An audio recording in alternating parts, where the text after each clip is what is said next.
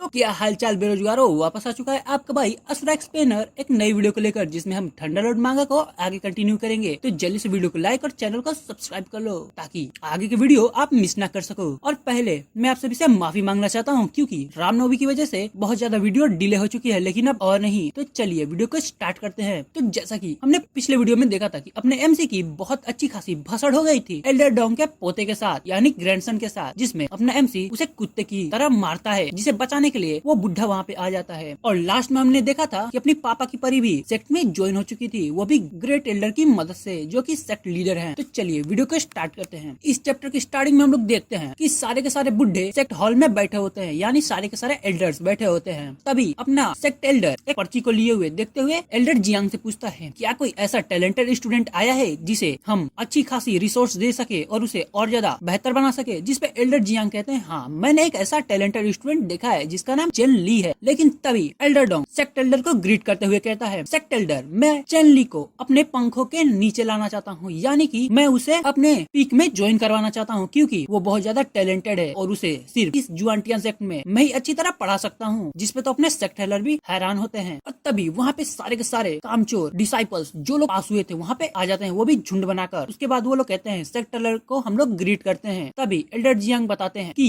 यही सब बच्चे हैं जो कि सेक्ट सिलेक्शन ट्रायल में पास हुए हैं, बस इसमें डोंग सुलिंग नहीं है, जो कि अपने एल्डर डोंग का पोता है, क्योंकि उसे कुछ इंजरीज हो गई थी, इसलिए वो आराम कर रहा है। फिर हम सीन देखते हैं अपने छुछुंदर के दादा का, यानी एल्डर डोंग का, जो कि अपने एमसी की तरफ देखते हुए सोच रहे थे, इस साले ने मेरे पोते को कुत्ते की तरह मारा है, मैं इसे इतना मारूंगा कि ये मुझे अपनी मौत की भीख मांगेगा। मैं इसे तब तक मारूंगा जब तक इसे अपने किए का पछतावा न हो जाए। उसके बाद सेक्ट एल्डर पूछता है, तुम लोग में से चेनली कौन है? जिसपे अपना एमसी अपना पिछवाड़ा झुकाकर कहता है, एल्डर मैं ही हूँ चेनली, जो कि सिलेक्शन ट्रायल में फर्स्ट आया है। जिसपे सेक्ट एल्डर कहते हैं, आज से तुम एल्डर डोंग के डिसाइपल हो और उनके साथ तुम mystical martial art mountain peak में ज्वाइन हो चुके हो। जिसपे अपना एमसी सेक्ट एल्डर से पूछता है, क्या मैं ये पूछ सकता हूँ कि मुझे यही पीक क्यों दिया जा रहा है? तभी एल्डर जियांग बताते हैं अपने एमसी को कि एल्डर डोंग जो है वो सेकंड नंबर पे आते हैं इस सेक्ट में, और फर्स्ट नंबर पे अपने सेक्ट लीडर आते हैं। तुम तो बहुत ज्यादा लकी हो कि तुमको एल्डर डोंग ने अपने पीक के लिए चूज किया है। वो बहुत अच्छे टीचर है, तुम्हें बहुत ज्यादा अच्छी तरह से कल्टीवेशन और मार्शल आर्ट का ज्ञान दे सकते हैं। जिसपे अपना एमसी सोचते हुए कहता है, साला मेरा ही किस्मत झंड है या फिर मेरे साथ कोई मजाक चल रहा है? बहनचोद मुझे इसी पीक में क्यों डालना था इन सभी को? लगता है मेरी जिंदगी झंड है, लगता है मैं अब इसे और ज्यादा इग्नोर नहीं कर सकता। उसके बाद अपना एमसी पूरे सेक्ट हॉल में चिल्लाते हुए कहता है, मेरे साथ अन्याय हुआ है, मेरी शक्तियों का गलत उपयोग हो रहा है माँ। और वो आगे कहता है, पहले तो इस सेक्ट का रूल ऐसा नहीं था, जो पहले सेक्शन ट्रायल में फर्स्ट आता था उसे खुद अपने मास्टर चूज करने का मौका दिया जाता था, लेकिन मेरे साथ ही ऐसा अन्याय क्यों हो रहा है? मुझे अपना मास्टर चूज करने का मौका क्यों नहीं दिया जा रहा है? मुझे भी अपना मौका मिलना चाहिए एल्डर। तभी अपनी एमसी की ये सब बातें सुनकर सारे के सारे बुढ़े, यानी सारे के सारे एल्डर ये बात करने लगते हैं कि ये बात तो सही कर रहा है लड़का, ये बात सही कर रहा है। तभी एक एल्डर खड़ा होता है और कहता है, चेनली को अपना मास्टर चूज करने के लिए उसके पास पूरा हक है। लेकिन तभी एल्डर डोंग कहता है, कौन मेरे डिसाइपल को मुझसे छीनना चाहता है? किसकी इतनी औकात हो गई? जिसपे तो वो एल्डर डर कर बैठ जाता है। तभी उसके साथ बैठा हुआ एल्डर उससे कहता है, हमारी इतनी औकात नहीं कि हम एल्डर डोंग से मुकाबला कर सके, क्योंकि वो तो बहुत ज्यादा पावरफुल है, क्योंकि वो एल्डर सेक्ट एल्डर के बाद सेकंड नंबर पे आता है। उसके बाद अपना एल्डर डोंग अपने चेनली को ताना मारते हुए कहता है, तुमने जैसा कहा था तुम्हें तो कोई भी मास्टर चूज कर ही नहीं रहा, तो यानी कि तुम अब हेरा फेरी करके वापस से मेरे पास ही आ चुके हो, और मैंने तुम्हें पहले ही चूज कर लिया है और तुम्हें मेरे साथ ही रहना पड़ेगा, क्योंकि कोई मास्टर तुम्हें चूज कर ही नहीं रहा है। तभी सीन शिफ्ट होता है और हम अपने एमसी और क्विंगरान का सीन देखते हैं। और अब से मैं आप सभी को बता देता हूँ कि क्विंगरान को मैं लाल परी बुलाऊंगा। तो अब अपनी लाल परी अपने एमसी से कहती है, तुम्हें तो कोई भी एल्डर डोंग की वजह से नहीं लेना चाहता, अब तुम क्या करोगे? अगर तुमने इसे फॉलो करने का डिसाइड किया तो मैं नहीं कह सकती कि ये तुम्हारे साथ क्या बुरा कर सकता है, क्योंकि ये बहुत ज्यादा दरिंदा है साला हर की इंसान। जिसपे अपना एमसी कहता है, कोई बात नहीं, मैं अब हार मान चुका हूँ, मुझे इसी के साथ जाना। तभी एल्डर डोंग अपने एमसी की तरफ अपने पीक का टोकन फेंकते हुए कहता है, अगर तुम्हें ये अपॉर्चुनिटी नहीं चाहिए तो तुम हमारे जुआनटियन से किसी काम के नहीं हो, तुम तो एक नाकारा हो। जिसकी ये बात सुनकर अपना एमसी उस टोकन को उठा लेता है, जो कि उसके पैर के पास आके गिरा था। जो सब देखने के बाद तो एल्डर जियांग सेक्ट एल्डर से कहता है, ये सब ठीक नहीं हो रहा है सेक्ट एल्डर। जिसपे सेक्ट एल्डर कहता है, ये बच्चा अभी बहुत ज्यादा छोटा है इन सब मामलों के लिए, इसे थोड़ा अनुशासन सीखने की आवश्यकता है। और तभी अपना एमसी उस टोकन को उठाते हुए कहता है एल्डर डोंग से, एल्डर ये डिसाइपल आपको ग्रीट करता है। उसके बाद सीन शिफ्ट हो जाता है और हम देखते हैं सेके आउटर एरिया का सीन देखते हैं जहाँ पे लाल परी और अपना MC खड़े होकर बातें कर रहे होते हैं और वहीं पे लाल परी कहती है एल्डर डोंग तुम्हें अपने पीक में इसीलिए ज्वाइन करवाना चाहता है क्योंकि वो अपने ग्रैंडसन का यानी अपने पोते का अपने नुन्नू का बदला लेना चाहता है तुमसे, तो तुम उससे जरा संभल के रहना। जिस पे अपना MC कहता है कोई बात नहीं, मैंने तो ये सेक्ट अपने परिवार अपने क्लैन को सुरक्षित रखने के लिए ज्वाइन किया है, इन सब छोटी मोटी बातों से मुझे फर्क नहीं पड़ता, इनसे मैं गिव अप कर दूंगा तो मैं एक अच्छा कल्टीवेटर कैसे बन पाऊंगा। उसके बाद अपना MC गुस्से में आते हुए कहता है और उसे बदला लेना है ना तो देखता हूँ वो मेरे साथ क्या कर सकता है, देखता हूँ कि उस बुढ़े के ग्रैंड में कितना दम है। फिर हम देखते हैं एक क्यूट सा मूवमेंट जिसमें अपना MC का पेट उसके पॉकेट से निकलकर उसके कंधे पे आकर बैठ जाता है। तभी अपना MC एक तरफ अचानक से मुड़ता है और कहता है हाँ, और हम उधर देखते हैं कि अपनी पापा की परी बहुत ही एकदम मस्त ब्यूटीफुल से अंदाज में अपने MC को हाय करते हुए आ रही होती है। और तभी हम देखते हैं कि अपने MC का पेट उसके कंधे से उतरकर अपने पापा की परी के पास चला जाता है और अपनी पापा की परी अभी भी कह रही होती है चनलियान कैसे हो तुम, तुम्हें मिले बहुत ज्यादा वक्त हो चुका है। और तभी हम बैकग्राउंड में आवाज सुनते हैं लाल परी की जो कि अपने MC से पूछ रही होती है चनली तुम इस ब्यूटीफुल औरत से कब मिले। और हम अब अपने MC का सीन देखते हैं जो कि अपनी पापा को परी के देखकर बहुत ही गुस्से में होता है और अपनी पापा की परी से पूछता है तुम यहाँ पे क्या कर रही हो, जिस पे तो अपना पापा की परी हंसते हुए कहती है मैं भी यहाँ पर एक डिसाइपल हूँ। जिस पे तो अपना MC गुस्सा हो जाता है और वो उसका हाथ पकड़ लेता है और फिर कहता है कि अगर तुम इस जुआनटियन सेक्ट की एक मेंबर हो तो वहाँ पे जब तुम पर उन गुंडों ने हमला किया था तब तुमने सेक्ट को मदद के लिए क्यों नहीं बुलाया, जिस पे तो जरूर तुम्हारा कोई बहुत ही खराब इरादा रहा होगा। जिस पे तो अपनी पापा की परी कहती है मेरा कोई खराब इरादा नहीं है, अगर तुम्हें भरोसा नहीं हो रहा है तो मैं तुम्हें भरोसा दिलाने के लिए आखिर क्या करूँ तुम मुझे बताओ। लेकिन तभी पीछे से एक आवाज आती है जो कि एक सेक्ट के डिसाइपल की होती है जो कि कहता है यहाँ पे चनली कौन है बे, मेरे को बताओ। और वो लड़का और कोई नहीं अपने एल्डर डोंग के पीक का एक डिसाइपल होता है जो कि आकर कहता है सभी डिसाइपल्स को उनका पीक मिल चुका है तो तुम यहाँ पे क्या कर रहे हो, तुम्हें भी हमारे पीक की तरफ चलना चाहिए क्योंकि तुम भी अब एल्डर डोंग के एक ऑफिशियल डिसाइपल बन चुके हो। जिसकी बात सुनकर तो अपना चनली उसके साथ जाने लगता है। तभी पीछे से अपनी लाल परी चिल्लाते हुए कहती है बहुत ही दुख भरे इमोशन के साथ चनली तुम अपना ख्याल रखना। जिस पे तो अपना चनली बहुत ही बैड से स्माइल लेते हुए कहता है हाँ और तुम भी अपना ख्याल रखना। फिर सीन शिफ्ट होता है और हम एक पीक का सीन देखते हैं जो कि एक माउंटेन होता है और वो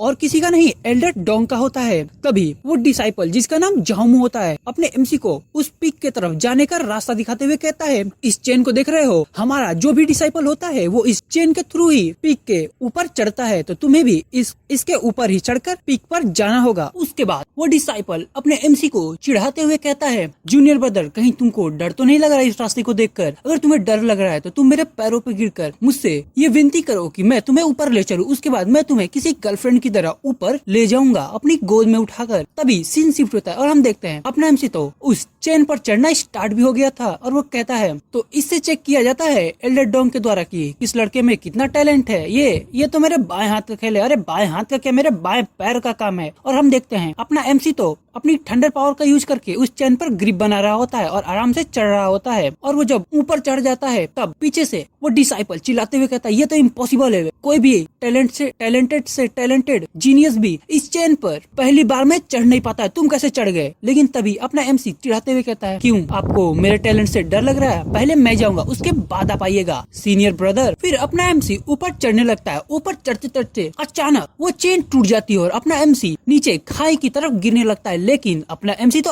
MC है भैया, वो तो एकदम खतरनाक सा MC वाला पोज मारकर नीचे उतरता है और वो उस चेन को देखते हुए कहता है ये चेन तो बहुत पुरानी लगती है, ऐसा लगता है सालों से इस पे से कोई गुजरा नहीं है, लेकिन सिर्फ मुझे ही इस पर से गुजरना पड़ा, लगता है एल्डर डोंग की ये चाल है, उसी ने मेरी फील्डिंग सेट की थी। फिर वो जंगल के रास्ते से आगे बढ़ने लगता है और वो एक जगह पहुंचने के बाद चिल्लाकर कहता है एल्डर डोंग आपका डिसाइपल आ चुका है, क्या और भी कोई ट्रिक्स बताइए तो मुझ पर इस्तेमाल कर लीजिए।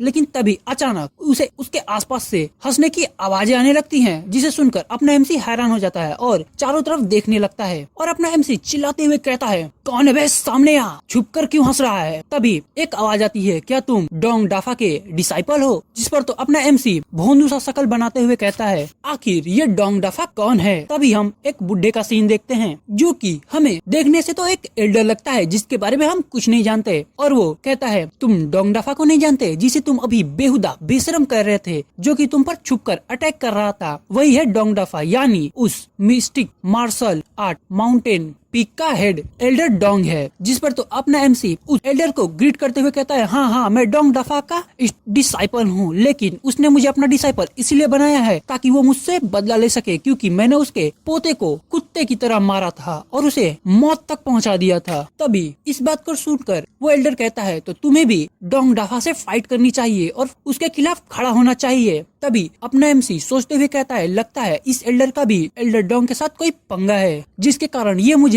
ये सब कह रहे हैं। अगर ये एल्डर डोंग का दुश्मन है और मैं भी एल्डर डोंग का दुश्मन हूँ, तो दुश्मन का दुश्मन दोस्त होता है। लेकिन मुझे ऐसा लगता है कि इसका दिमाग थोड़ा हिला हुआ है। तभी अचानक से उसे फिर से हंसने की आवाज आने लगती है, जो सब आवाजें सुनकर अपना एमसी कहता है, मुझे जल्दी से जल्दी पीक पर पहुंचना चाहिए। और वो उस एल्डर की आवाजें चारों तरफ से आने लगती है। फिर सीन शिफ्ट होता है और हम अपने चोमू को देखते हैं, जो कि एल्डर डोंग यानी उस बुढ़े के साथ बैठा होता है और वो लोग बातचीत कर रहे होते हैं कि, और अपना चोमू तो एकदम मम्मी की तरह लग रहा होता है, क्योंकि चारों तरफ से उसके पट्टियां लिपटी हुई थी और वो व्हील चेयर पे बैठा होता है, जैसा कि किसी आदमी की, नॉर्मल इंसान की ट्रक से टक्कर हो गई हो और उसके सारे अर्जे पर्जे ढीले हो गए हो, फिर भी वो बकचोदी करने से नहीं रुक रहा। वैसा ही हाल इस चोमू का होता है। फिर हम देखते हैं कि अपना चोमू बकचोदी करना स्टार्ट कर देता है। वो कहता है, ग्रैंडपा, क्या आप मेरे इस हालत का बदला उस छोटे बेहुदे हरामखोर चेल्ली से नहीं लोगे? जिस पे अपना एल्डर कहता है, तू चिंता मत कर मेरे पोते, मेरे लल्ला, मेरे मुन्ना, मैं उसे अपना डिसाइपल इसीलिए तो बनाया हूँ कि मैं तेरा बदला ले सकूं। मैं तो उसे इतना ज्यादा दर्द दूंगा कि उसे लगेगा कि मौत इससे ज्यादा अच्छी होती है। फिर सीन शिफ्ट होता है और हम देखते हैं अपने एमसी को, और अपना एमसी उन दोनों चोमुओं के सामने पहुंच जाता है और अपना पिछवाड़ा झुकाते हुए कहता है, एल्डर डोंग, आपका डिसाइपल चेल्ली आपको ग्रीट करता है। जिस पर तो वो ग्रैंडपा कहता है, तुम मेरे सामने घुटने पे आओ क्योंकि मैं तुम्हारा मास्टर हूँ। जिस पे अपना एमसी कहता है, मैं तुम्हारे सामने घुटने पे आऊँ? तुम्हारी इतनी औकात नहीं है, तुम इस लायक नहीं हो कि मैं तुम्हारे सामने घुटने टेकूं। उसके बाद अपना एमसी उन दोनों का मजाक उड़ाते हुए कहता है, और आखिर मैं तुम्हारे सामने घुटने क्यों टेकूं? क्योंकि तुम्हारे पोते ने तो मुझसे एक शर्त लगाई थी जिसमें वो हार चुका है, और उसने कहा था कि अगर वो उस शर्त में हार जाएगा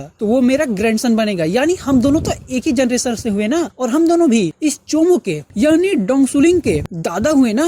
इससे तो अपने चोमू को गुस्सा आ जाता है और कहता है, तुम साले हरामखोर, तुम मेरे ग्रैंडपा की हाथों की कठपुतली हो, फिर भी तुम ऐसा बोलने की हिम्मत करते हो। साले, मैं तुम्हारी हिम्मत की तो दाद देता हूँ, लेकिन अब तुम यहाँ पे जिंदा नहीं बचोगे। और वो अपने टूटे हुए फूटे हुए हाथों से गांधी जी का चक्का चलाते हुए अपने एमसी के पास पहुँच रहा होता है और कहता है, मैं तुम्हें आज मार दूंगा साले कमीने। और वो चोमू अपने टूटे फूटे हाथों से अपने एमसी पर अटैक करने ही वाला होता है कि तभी अपना एमसी उसे लात मार देता है। फिर वो एल्डर डोंग से कहता है, आखिर आप सेक्ट एल्डर को ये कैसे समझाएंगे कि एक नया डिसाइपल जिसके साथ आपका पंगा है वो पहले ही दिन सेक्ट में मारा गया? जिस पर तो एल्डर डोंग भी खड़ा हो जाता है और हैरान होते हुए फिर हंसते हुए कहता है, हा हा, तुम तो काफी ज्यादा चालाक हो, लेकिन तुमने मेरा डिसरिस्पेक्ट किया है, यानी मेरे सामने नील कर मेरे ऑर्डर को ना मानने की गुस्ताखी की है। इसकी सजा तो तुम्हें सेक्ट के रूल के मुताबिक ही मिलेगी। फिर वो कहता है, मैं तुम्हें सॉलिटरी पनिशमेंट देता हूँ। और सुनने से तो ऐसा लगता है कि अपने एमसी को शायद कहीं पर अकेला रखा जाएगा, और इस पनिशमेंट में अपने एमसी को माउंटेन के नीचे जाके अपने सारे कारनामों का पश्चाताप यानी भुगतान करना पड़ेगा। फिर एल्डर डोंग एक इविल सी स्माइल देते हुए कहता है, इस पनिशमेंट में तुम्हें इतना ज्यादा दर्द होगा कि तुम्हें ये एहसास होगा कि इस पनिशमेंट से ज्यादा तो मुझे मौत आ जाए वही अच्छी होगी। फिर सीन शिफ्ट होता है और हम एक वैली का सीन देखते हैं जहाँ की मिट्टी तक काली थी और वहाँ पे बहुत सारी खोपड़ियाँ फैली हुई थी जो कि इंसानों की थी। फिर हम अपने एमसी को देखते हैं जो कि कल्टीवेशन पोजीशन में बैठा होता है और वो कह रहा होता है, एल्डर डोंग को क्या लगता है कि यहाँ पर मुझे भेजकर वो मुझे ऐसा एहसास करवा देंगे कि मौत भी इससे अच्छी होगी। ये सब बातें सुनकर तो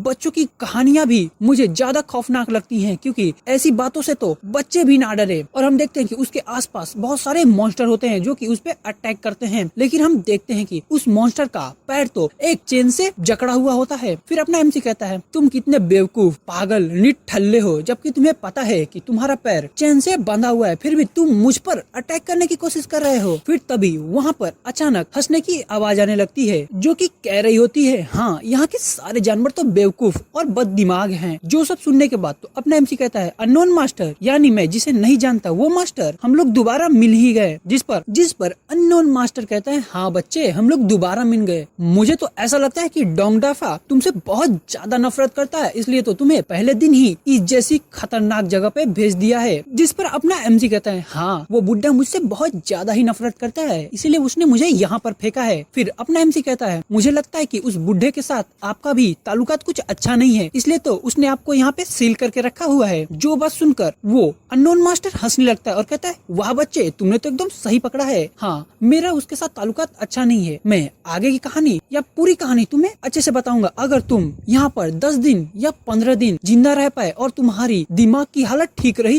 तो। फिर सीन शिफ्ट होता है और अपना एमसी किसी पत्थर से सटकर बैठा होता है और वो कहता है, अब मुझे सो जाना चाहिए, मास्टर गुड नाइट आपको भी। फिर अपना एमसी सो जाता है, लेकिन अचानक अपने एमसी को बहुत सारी भयानक और डरावनी आवाजें आने लगती हैं, जिस पर अपना एमसी उठ जाता है और वो कहता है ये भयानक और अजीब आवाजें कैसी आ रही हैं, और इधर उधर अपना एमसी देखने लगता है। उसके बाद वो कहता है, अननोन मास्टर क्या आपको पता था कि ये सब ऐसा है? जिस पर अननोन मास्टर कहता है, बच्चे इसके लिए तुम मुझे जिम्मेदार नहीं बना सकते, ये तो एक डंजन का फॉर्मेशन है जो कि यहाँ पर कैद डिसाइपल्स को या फिर लोगों को सोने से रोकता है। और हम देखते हैं कि वो डंजन वो फॉर्मेशन किसी तरह के घोस्ट स्पेल से बना होता है, जिसके कारण वहाँ पे बहुत सारे भूत उड़कर अपने एमसी को डराने की कोशिश कर रहे होते हैं। फिर अननोन मास्टर आगे बताते हुए कहता है कि यहाँ पर न खाना है न पानी है, न ही ये लोग चैन से सोने देते हैं न ही चैन से बैठने देते हैं। यही है इस डंजन का क्रूर सच। और क्या तुम्हें ये बात पता है, इन्हीं सब चीजों की वजह से, इस फॉर्मेशन की वजह से यहाँ पर जितने लोग कैद होते हैं वो 10 दिन या फिर मैक्सिमम 5 दिन से ज्यादा यहाँ पे टिक नहीं पाते और मर जाते हैं। तभी ये सब बातें सुनकर अपना एमसी उस ओल्ड अननोन मास्टर से कहता है, मास्टर क्या यहाँ पे आप अंडरग्राउंड में कैद हो? क्या मैं सही कह रहा हूँ मास्टर? जिस पर वो ओल्ड मास्टर कहता है, तुम्हें कैसे पता चला? फिर वो बात बदलते हुए कहता है, नहीं तुम गलत बोल रहे हो। फिर वो पूछते हैं, आखिर तुम अभी तक डरे क्यों नहीं हो, ये मुझे बताओ पहले तुम। जिस बात को सुनने के बाद अपना एमसी कहता है, ये तुच्छ सा, ये खराब, ये बेकार सा फॉर्मेशन मुझे डराने की हिम्मत रखता है? ये तो हो ही नहीं सकता कि ये बेहुदा सा फॉर्मेशन मुझे डरा दे। क्या मैं आपको डरा हुआ दिख रहा हूँ? लेकिन इससे अच्छा आइडिया है मेरे पास, मैं आपको यहाँ से आजाद करवा सकता हूँ, यहाँ से आपको मैं बचा सकता हूँ। जिस पर अननोन मास्टर कहता है, क्या तुम सच बोल रहे हो बच्चे? और यहीं पे अपना एपिसोड खत्म हो जाता है। तो कैसी लगी आपको वीडियो, जल्दी से मुझे कमेंट करो और चैनल को सब्सक्राइब कर लो ताकि आगे की वीडियो मिस ना हो। और हाँ, एक इम्पोर्टेंट अनाउंसमेंट है, मैं दाविश मास्टर को आगे कंटिन्यू नहीं करूंगा क्योंकि उस पर व्यूज भी अच्छे नहीं आ रहे हैं और वो वीडियो ज्यादा चल भी नहीं रही है। लेकिन अगर किसी एक बंदे ने भी उसे कंटिन्यू करने के लिए, किसी एक बंदे ने भी इस वीडियो पे कमेंट कर दिया तो मैं उस लॉयल बंदे के लिए, सिर्फ उस बंदे के लिए ही वीडियो को लाऊंगा। भले कोई उसे देखे या ना देखे, मैं उस एक बंदे के लिए जरूर लाऊंगा। किसी को दाविश मास्टर को आगे देखना है तो जल्दी से कमेंट में जाके दाविश मास्टर नेक्स्ट पार्ट लिख दो। और चलता हूँ, मिलते हैं अगले वीडियो में, बाय बाय।